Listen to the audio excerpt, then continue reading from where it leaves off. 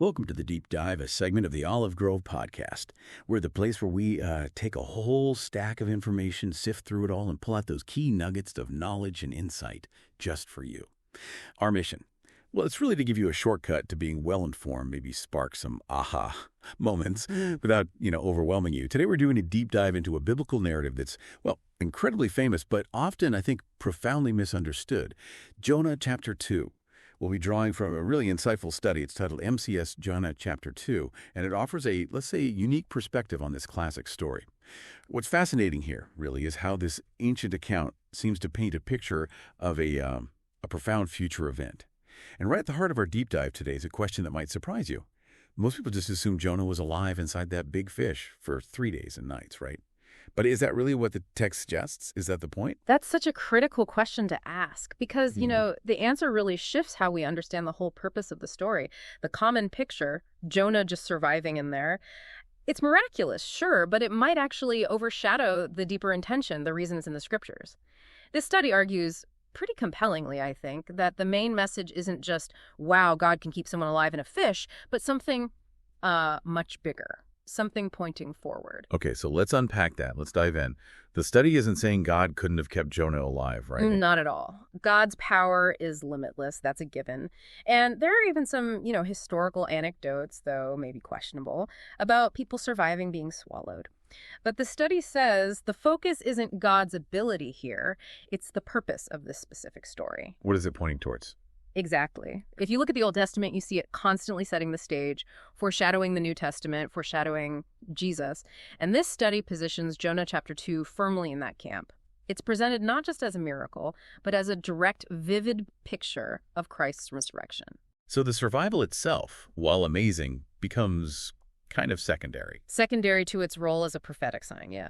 It shifts the focus from just any miracle to a very specific, theologically massive one. And the study connects this directly to Jesus' own words. It does. That's where it gets really solid. Matthew 12, verse 40. Jesus explicitly says, "For as Jonah was 3 days and 3 nights in the belly of the great fish, so will the Son of Man be 3 days and 3 nights in the heart of the earth." I remember that verse. Right. So for that parallel, that sign of Jonah, as Jesus calls it, to really land, Jonah couldn't just be, having a bad 3 days. He couldn't just be unconscious or uncomfortable. Precisely. The study argues he had to have actually died to properly prefigure Jesus' actual death and his actual resurrection from the grave. Otherwise, the comparison weakens significantly. It wouldn't have the same weight, would it? If Jesus just fainted and woke up, that's not resurrection. Absolutely not. The power of the sign depends on that reality. Death, then new life.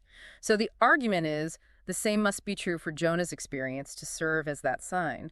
Okay, so let's look at the text itself. Jonah chapter 2, verse 1. It starts, "From the belly of the fish, Jonah prayed to Adonai, his God." Adonai being Lord or Master in Hebrew. Yes.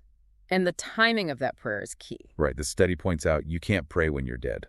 So logically, he must have prayed either just before dying as life was slipping away, or perhaps after being miraculously revived inside the fish. Let's hold that thought.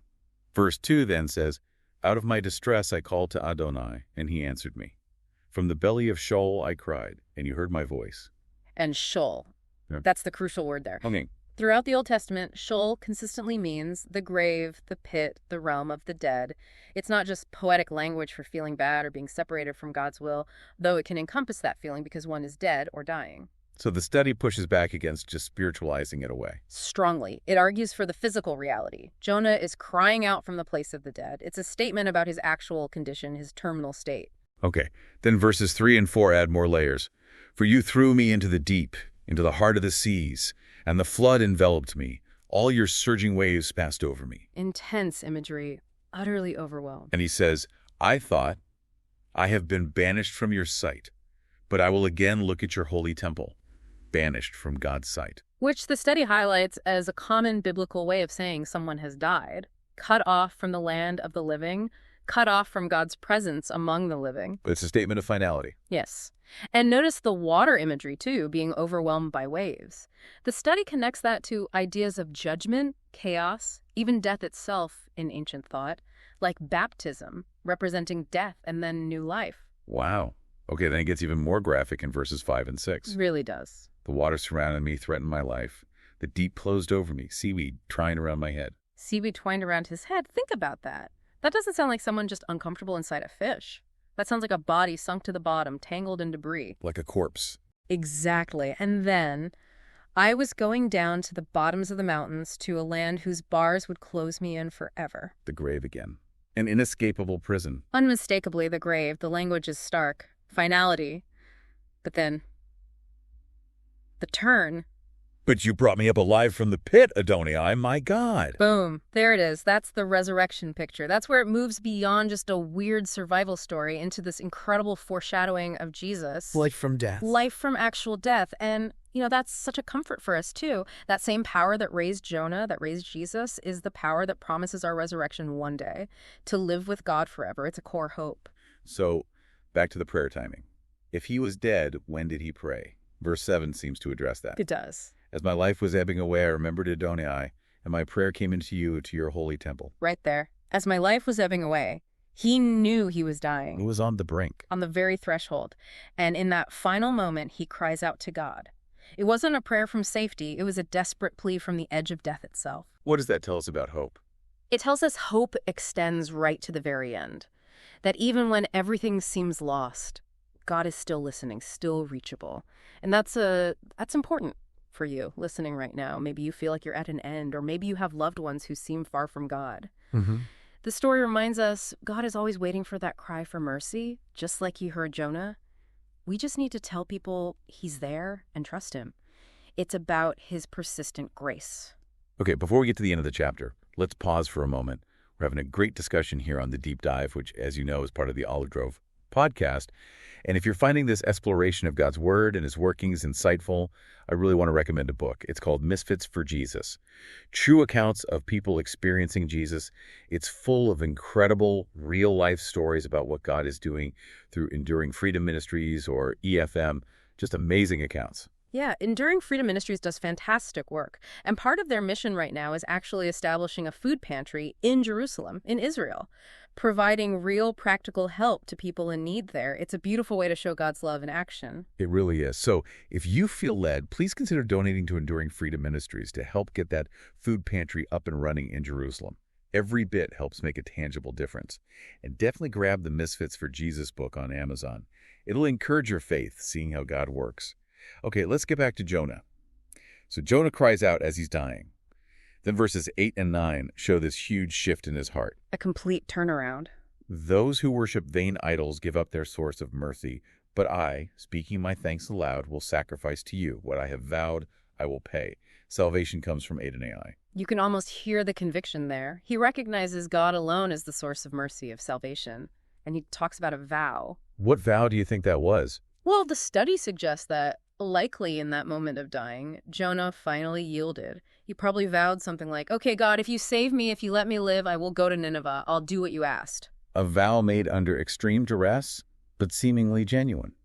And God, in his incredible grace, giving Jonah what he absolutely didn't deserve, honored that. He gave him a second chance. Which mirrors our own salvation, doesn't it? Absolutely. Yeah. When we come to Christ, we're essentially making a vow, too. Yeah. We're turning over control, making him Lord. It's not just about avoiding hell. It's about surrendering our lives. And like Jonah, we need to take that vow seriously. We really do. Count the cost. Be prepared to follow through, to live in obedience. Don't take God's grace lightly. Okay, so that brings us to the very last verse of the chapter, verse 10, the culmination. The big finale, you could say. Then Adonai spoke to the fish, and it vomited Jonah out onto dry land. And there's the picture, crystal clear.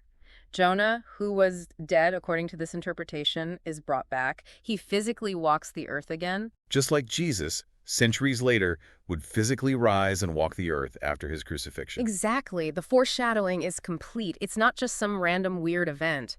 It's a divinely orchestrated picture of the resurrection. It raises a question then, doesn't it? For us, for you listening. It really does.